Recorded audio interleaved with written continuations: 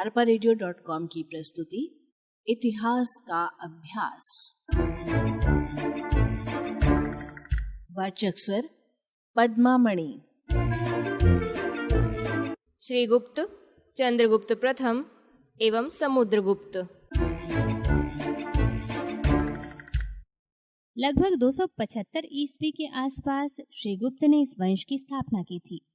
समुद्रगुप्त के प्रयाग प्रशस्ति लेख, कुमारगुप्त के स्तंभ लेख आदि से यह ज्ञात होता है कि इस वंश का प्रथम शासक श्रीगुप्त ही था।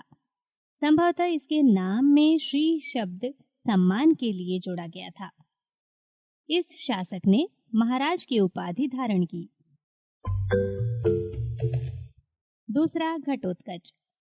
यह श्रीगुप्त का पुत्र था एवं गुप्त वंश का द्वितीय शासक था। इसने भी महाराज की उपाधि धारण की थी। तीसरे थे चंद्रगुप्त प्रथम, जिनका शासनकाल लगभग 319 से 35 ईस्वी। महाराज घटोत्कच का पुत्र और उत्तराधिकारी चंद्रगुप्त प्रारंभिक गुप्त शासकों में सर्वाधिक शक्तिशाली था। राज्यारोहण के पश्चात उसने अपनी महत्ता सूचित करने के लिए अपने पूर्वजों के विपरीत महाराजाधिराज की उपाधि ग्रहण की एवं गुप्त संवत चलाया। और अब आइए देखते हैं लिच्छवियों के साथ इनके वैवाहिक संबंध।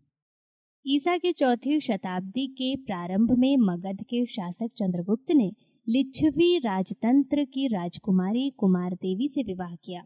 चंद्रगुप्त एक दूरदर्शी सम्राट था। उसने लिच्छवियों के साथ वैवाहिक संबंध स्थापित करके उनका समर्थन एवं सहयोग प्राप्त किया। इस विवाह से गुप्त शासक की शक्ति में वृद्धि हुई। शीघ्र ही चंद्रगुप्त प्रथम ने अपने राज्य का विस्तार पूर्वी उत्तर प्रदेश यानी अवध, गंगा के तट पर प्रयाग तक किया। चंद्रगुप्त ने अपनी पत्नी के महत्व को स्वीकारते हुए अपने सोने के सिक्के संयुक्त नामों से लिच्छवी राष्ट्र में प्रचलित किए। और अब चंद्रगुप्त की विजय। चंद्रगुप्त की विजयों के विषय में कुछ ज्यादा जानकारी नहीं मिलती है। उसका साम्राज्य विस्तार पूर्व में मगध से लेकर पश्चिम में प्रयाग तक था। राय चौधरी के मतानुसार कौशाम्बी तथा कौशल में मध्य राजाओं को चंद्रगुप्त ने जीतकर उनके राज्यों पर अपना अधिकार कर लिया था। आइए अब जानें गुप्त संवत के प्रवर्तन के बारे में। अपनी महत्वपूर्ण उपलब्धियों से प्रेरित होकर उसने नए गुप्त संवत का सूत्रपात किया। चंद्रगुप्त प्रथम को इतिहास में नए गुप्त संवत का प्रवर्तन का श्रेय दिया जाता है, जिसका लगभग 26 फरवरी 319 से 320 ईस्वी से प्रारंभ माना गया है। गुप्त संवत भारत के अनेक भागों में अनेक शताब्दियों तक प्रयोग होता रहा। और अब मूल्यांकन। चंद्रगुप्त प्रथम ने लगभग 319 ईस्वी से 335 ईस्वी तक शासन किया। निस्संदेह यह अपने वंश का प्रथम महान शासक था। उसने अपने जीवन काल में ही अपने सुयोग्य पुत्र समुद्रगुप्त को अपना उत्तराधिकारी घोषित कर दिया था। चंद्रगुप्त प्रथम की मृत्यु सन 335 ईस्वी में हो गई। समुद्रगुप्त 335 से 375 ईस्वी। चंद्रगुप्त प्रथम की 335 ईस्वी में मृत्यु के पश्चात उसका पुत्र समुद्रगुप्त राजगद्दी पर बैठा। समुद्रगुप्त काल के प्रयाग स्तंभ लेख से ज्ञात होता है कि चंद्रगुप्त ने अपने अंतिम काल में भरी के मध्य उसे अपना उत्तराधिकारी घोषित कर दिया था। सम्राट बनते ही उसने सर्वप्रथम अपने साम्राज्य विस्तार की ओर ध्यान दिया। वह अपने पिता से भी अधिक महत्वाकांक्षी तथा पराक्रमी था। अतः इतिहासकार उसे भारतीय नेपोलियन की उपाधि से विभूषित करते हैं। वह मुगल सम्राट अकबर की तरह कला, साहित्य एवं धर्म प्रेमी शासक था। वास्तव में उसमें नेपोलियन, अशोक एवं अकबर सबके महान गुण विद्यमान थे। एल.के. मुखर्जी के अनुसार वह एक प्रतिभा संपन्न और भारतीय इतिहास के सर्वाधिक महान शासकों में से एक था। वह मौर्य साम्राज्य की पुनरावृत्ति करना चाहता था। इलाहाबाद शिलालेख प्रशस्ति में पराजित राजाओं और विजित प्रदेश की लंबी सूची मिली है। इस प्रशस्ति की रचना समुद्रगुप्त के दरबारी कवि हरिसेन ने की थी। राजनीतिक आदर्श। समुद्रगुप्त का राजनीतिक आदर्श दिग्विजय और भारत का एकीकरण था। उसके सिक्कों पर सर्वराजोच्चता की उपाधि अंकित थी। इसका अर्थ था छोटे छोटे राज्यों का उच्छेद करने वाला। उसने साम्राज्यवाद की नीति अपनाई। और अब समुद्रगुप्त की दिग्विजय। पहला, आर्यावर्त यानी गांगेय प्रदेश की विजय। कोटवंश यानी पाटलिपुत्र एवं नागवंश यानी मथुरा एवं पद्मावती समुद्रगुप्त के दो प्रबल शत्रु थे। समुद्रगुप्त ने गांगेय प्रदेश के उन 9 राजाओं को पराजित किया जिन्होंने उसका आधिपत्य स्वीकार करने से इनकार कर दिया था। उसने नागवंश के राजा अच्युत तथा नागसेन और पाटलिपुत्र के कोटवंश के राजा को पराजित किया। इस प्रकार उसने उत्तर भारत में अपनी स्थिति मजबूत की। दूसरा, दक्षिणापथ की विजय।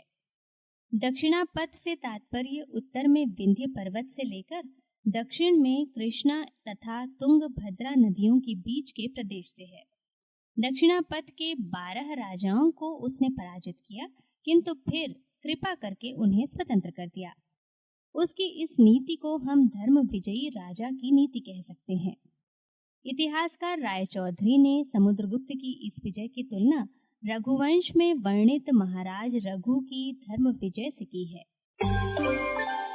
तीसरा, आर्यावर्त का द्वितीय युद्ध। दक्षिणापथ के अभियान से निवृत्त होने के पश्चात समुद्रगुप्त ने उत्तर भारत में पुनः एक युद्ध किया जिसे आर्यावर्त का द्वितीय युद्ध कहा गया है। उत्तरी भारत के कुछ राज्य समुद्रगुप्त की अनुपस्थिति से लाभ उठाकर स्वतंत्र होने की चेष्टा कर रहे थे, इसलिए दक्षिण विजय से वापस लौटने पर उसने उन्हें पूर्णतया उखाड़ फेंका। इस नीति को प्रशस्ति में प्रसबोद्धरण कहा गया है।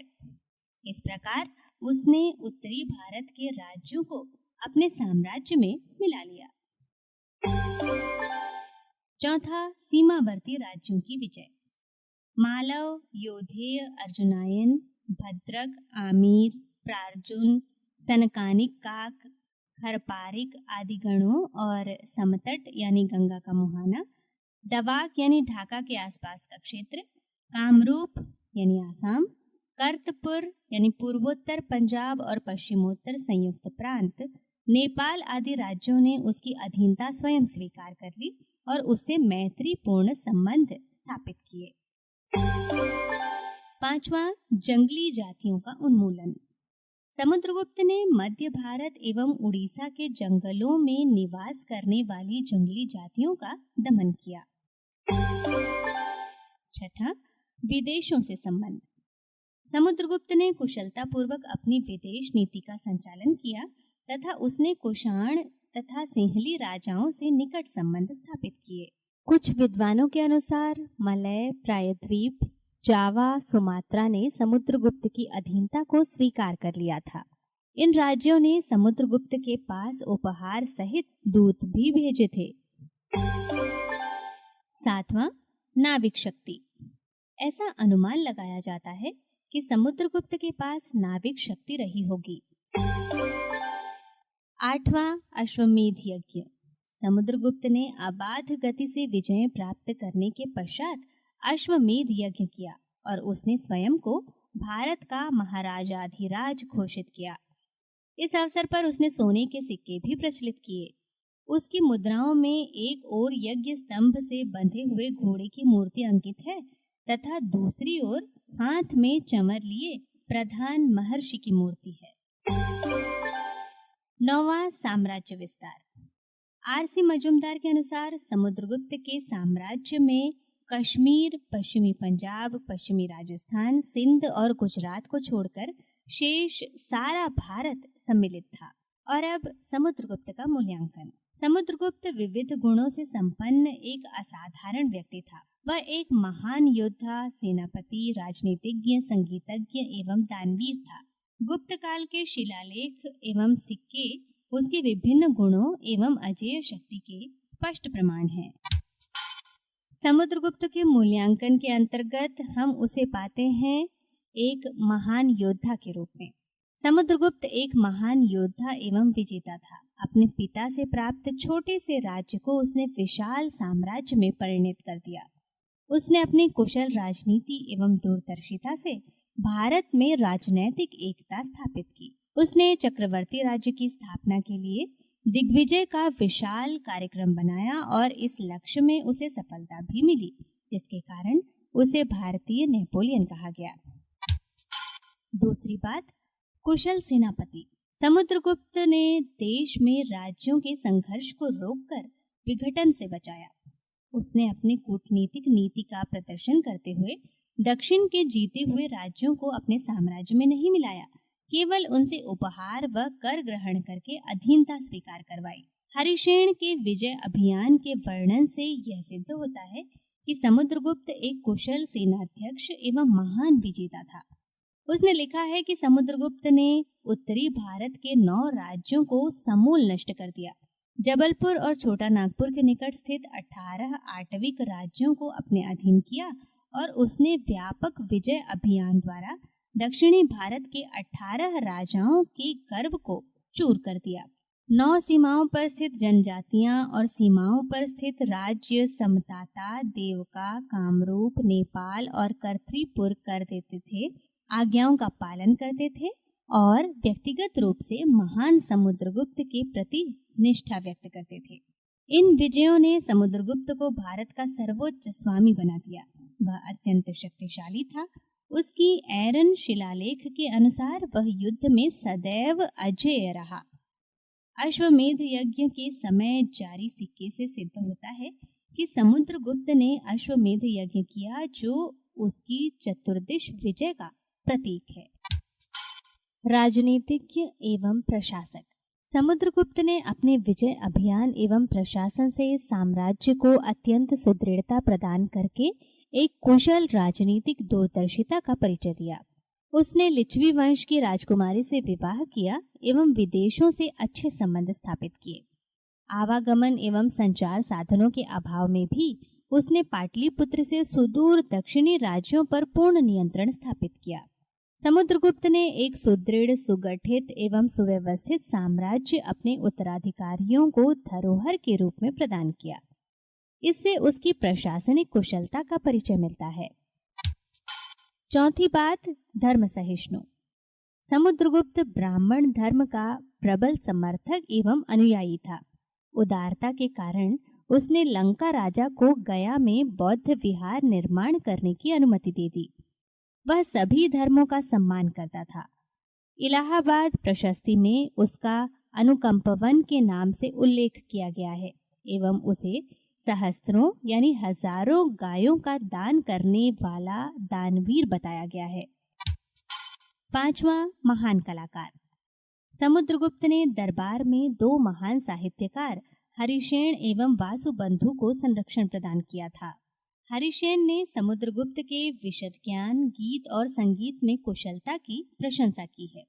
उसके संगीत प्रेम की जानकारी कुछ दुर्लभ सिक्कों से होती है, जिसमें समुद्रगुप्त को वीणा वादन करते हुए दर्शाया गया है। छठा, भारतीय नेपोलियन। समुद्रगुप्त की उपलब्धियों से स्पष्ट हो जाता है कि वह एक असाधारण योग्यता वाला सम्राट था। आर्यावर्त के राजाओं का उन्मूलन तथा सुदूर दक्षिण के राज्यों की विजय उसकी उत्कृष्ट सैनिक प्रतिभा का परिचायक है। प्रयाग प्रशस्ति में उसकी सैनिक कुशलताओं का वर्णन किया गया है। अपनी विजयों के दौरान युद्धों में समुद्रगुप्त ने जिन कूटनीतिक नीतियों को अपनाया, उससे उसकी राजनैतिक दूरदर्शिता प्रदर्शित होती है। डॉक्टर विंसेंट स्मिथ ने उसकी महान विजयों से मुग्ध होकर उसे भारतीय नेपोलियन कहा है, किंतु उनकी यह उपमा उचित प्रतीत नहीं होती, क्योंकि नेपोलियन इंग्लैंड को नहीं जीत सका। वह वाटरलू के युद्ध में पराजित हुआ और उसका अंत दुखद था। इसके विपरीत समुद्रगुप्त कभी पराजित नहीं हुआ और उसने आजीवन गौरवमय दिन बिताए। इसलिए समुद्रगुप्त निस्संदेह नेपोलियन से भी महान था। और अब निष्कर्ष। इस प्रकार समुद्रगुप्त बहुमुखी प्रतिभा का धनी था। प्रत्येक दृष्टि से वह महान था। प्रयाग प्रशस्ति का कथन है कि विश्व में कौन सा ऐसा गुण है जो उसमें नहीं था। arparadio.com की प्रस्तुति इतिहास का अभ्यास।